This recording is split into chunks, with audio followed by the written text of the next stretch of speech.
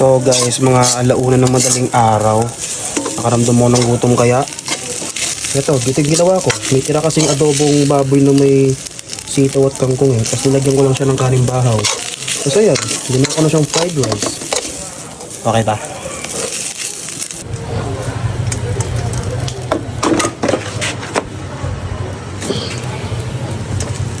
Suale de Flavia, no iko shadi. Suale de wakta, kuito lady.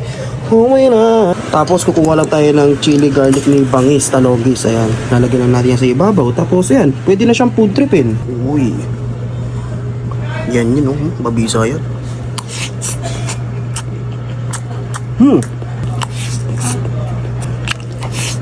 Panalo to guys. Piniprito ba to? Ayun yung hotdog. Guys, kain. Yun, noodles tayo, yun o. Noodles sa madaling araw man. Yun o.